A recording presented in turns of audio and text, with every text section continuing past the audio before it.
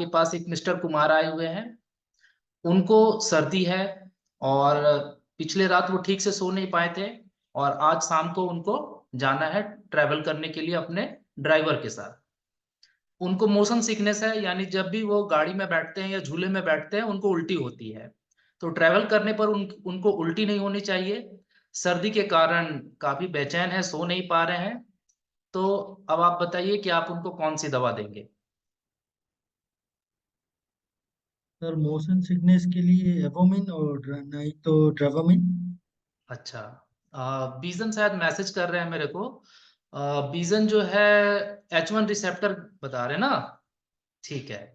तो जब भी हम कोई भी मेडिसिन, किसी भी मेडिसिन की फार्माकोलॉजी पढ़ते हैं तो सबसे पहले हमें उस दवा का प्रोटोटाइप जानना चाहिए। अब आप बताइए कि H1 ब्लॉकर का प्रोटोटाइप कौन सी दवा है। किसी को मालूम है कि H1 ब्लॉकर, जो बीजन ने बताया था कि हम लोग मिस्टर कुमार को H1 जो है ब्लॉकर वाली दवा देंगे, तो उसका प्रोटोटाइप क्या है। H1 ब्लॉकर का प्रोटोटाइप।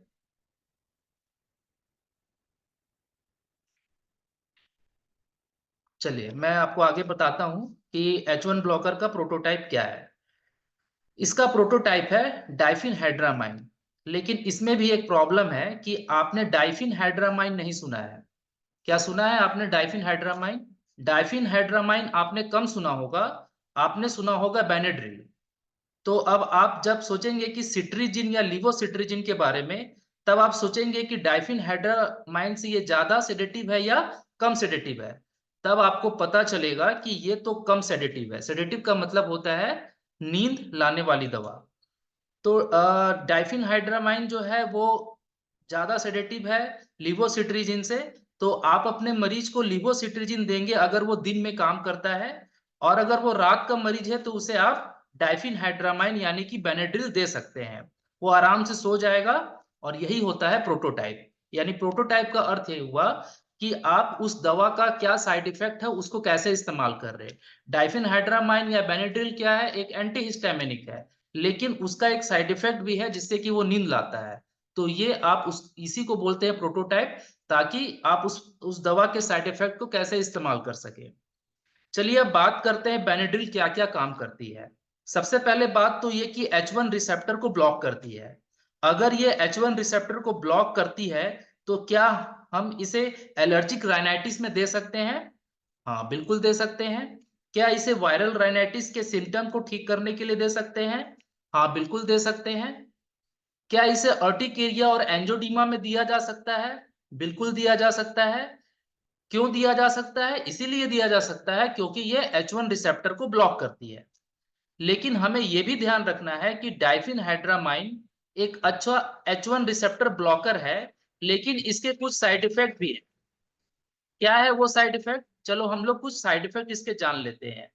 ये हमारे ब्लड ब्रेन बैरियर को क्रॉस कर जाते हैं और ब्रेन में चले जाते हैं। और ब्रेन में मौजूद है पारासिम्पैथेटिक रिसेप्टर। वो उसको ब्लॉक कर सकता है। पारासिम्पैथेटिक रिसेप्टर को ब्लॉक करने पर इसके कुछ प्रभाव मरीज के ऊपर देखने को मिलते हैं। तो क्या है वो प्रभाव, चलिए जानते हैं। पहला प्रभाव है टेकार्डिया, यानी कि हार्ट बीट का बढ़ जाना। इसका दूसरा है ड्राई माउथ। इसीलिए अगर आप किसी को बेनेड्रिल या फेनार्गिन, जो कि दोनों एक ही भाई बहन है, बेनेड्रिल या फेनार्गिन दिए, तो इससे आपको मरीज को यह समझाना होगा कि भाई साहब आपको इससे कभी गला सूखेगा, मुंह सूखेगा। क्योंकि सर्दी की ज्यादातर दवाइयों से अक्सर गला सूखता है। कभी कभी धड़कन बढ़ेगी और भूख कम लगेगी, जिससे कि हम लोग एनॉक्सिया कहते हैं। तो इसका मतलब यह है कि हम इन दोनों दवाइयों को सर्दी में दे सकते हैं, अर्टिकेरिया में दे सकते हैं, एंजियोडीमा में भी दे सकते हैं। लेकिन साथ में इससे मुंह और गला सूखेगा, धड़कन बढ़ेगी और भूख कम लगेगी। इसके साथ साथ इन दो दवाइयों के कुछ साइड इफेक्ट और भी हैं, जिससे आप मरीज के लिए प्रॉफिटेबल बना सकते हैं। क्योंकि अगर ये ब्रेन में जाकर पैरासिम्पैथेटिक ब्लॉक कर रही है तो ये एक अच्छा एंटी एमेटिक भी है, यानी कि ये उल्टी को रोकेगी। तो इस प्रकार आप डाइफेनहाइड्रामाइन यानी कि बेनेड्रिल को एंटी एमेटिक के रूप में भी इस्तेमाल कर सकते हैं। एंटी एमेटिक का मतलब होता है ऐसी दवा जो उल्टी को कम करे। तो इस प्रकार डाइफेनहाइड्रामाइन यानी कि बेनाड्रिल को एंटी एमेटिक के रूप में इस्तेमाल किया जाता है। इस प्रकार हर वह दवाई जो ब्रेन को क्रॉस कर रही है और एंटी हिस्टामिन है, वो एंटी एमेटिक भी है, वो एंटी मोशन सिकनेस का भी काम करेगी। यानी कि जिस किसी को बस में ट्रेवल करने से, गाड़ी में ट्रेवल करने से, झूले में चढ़ने से उल्टी आती है, तो वहां पर बेनाड्रिल अच्छा काम करेगी। मोशन सिकनेस में तो ये काम करती है। साथ में मोशन सिकनेस, जब आप जैसे झूले में बैठ रहे हैं तो उसमें आपको उल्टी अगर महसूस होती है, या जहाज में चढ़ते हैं तो आपको चक्कर आने लगते हैं, तो ये सभी जो दवाइयां जो ब्रेन में जाकर पैरासिम्पैथेटिक रिसेप्टर को ब्लॉक करती है, जैसे कि एवोमिन। एवोमिन क्या है? इसमें भी एंटी हिस्टामिन है।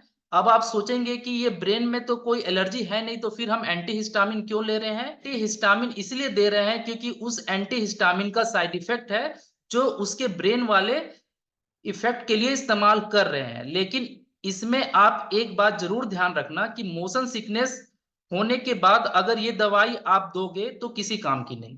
कहने का मतलब है कि अगर आप गाड़ी में बैठ गए और बेनाड्रिल ले लिए या एवोमिन ले लिए, तब आपकी उल्टी नहीं रुकने वाली है।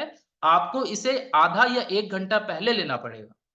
तो मोशन सिकनेस होने के बाद ये दवाई कोई काम की नहीं होती।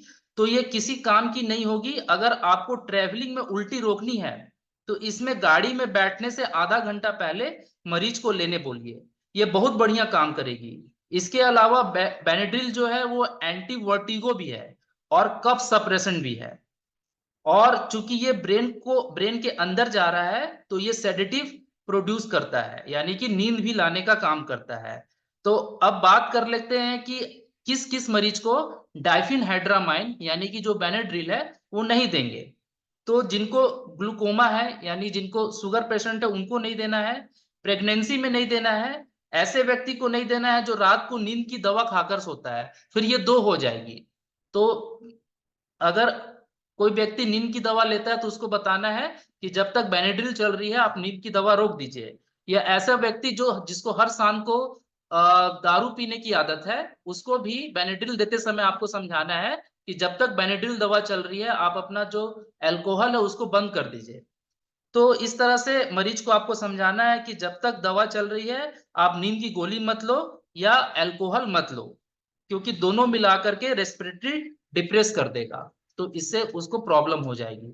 तो ये सारी जो चीजें थी, हम लोगों ने एक केस लिया था शुरू में, तो वहां पर हम लोग उस मिस्टर कुमार को, जो उनकी प्रॉब्लम है कि वो सर्दी के कारण पिछले रात को सो नहीं पाए, शाम को उनको अपने ड्राइवर के साथ जाना है ट्रैवलिंग में, उनको मोशन सिकनेस होती है। मोशन सिकनेस मतलब जब वो ट्रैवलिंग करते हैं तो उनको उल्टी होती है और उनकी नींद भी पूरी नहीं है और उनको सर्दी से भी राहत देना है। तो ऐसी स्थिति में अगर आप सिर्फ उनको लिवोसिट्रिजिन देंगे तो वो सिर्फ उनका जो एंटी एलर्जी का सर्दी को तो कंट्रोल करेगा, लेकिन उनका जो एमेटिक है यानी उल्टी रोक नहीं पाएगा। तो यहाँ पर अगर आप सिर्फ उनको बेनाड्रिल देते हैं तो सिर्फ एक दवा से उनके ये जो चारों चीजें हैं प्रॉब्लम दूर हो जाएंगी। उनका एंटी एमेटिक मोशन सिकनेस भी का प्रॉब्लम भी दूर हो जाएगा, उनको सेडेशन भी आएगा, नींद अच्छी आएगी, और उनका जो है मतलब एंटी हिस्टामिन प्रॉपर्टी भी है बेनाड्रिल में, तो उनको सर्दी से भी राहत मिलेगी और वो अच्छा महसूस करेंगे। तो ये आज हम लोग जाने किसके बारे में? मेडिसिन के बारे में, जो कि प्रोटोटाइप का। प्रोटोटाइप का मतलब ये होता है कि जो दवा है उसका साइड इफेक्ट आप कैसे मरीज को राहत देने के लिए इस्तेमाल कर सकते हैं। क्योंकि बेनाड्रिल का साइड इफेक्ट है सेडेशन, बेनाड्रिल का साइड इफेक्ट है एंटी एमेटिक, तो ये साइड इफेक्ट मरीज के लिए प्रॉफिटेबल है, तो आप उसके सिम्टम के आधार पर इसको दे सकते हैं। इसके अलावा जैसे और भी कुछ और इम्पोर्टेंट टॉपिक होगा और नए नए केस होंगे तो मैं जरूर आपके सामने रखूंगा, और इस तरह से क्लास में आप लोग टाइम से जरूर ज्वाइन हुआ।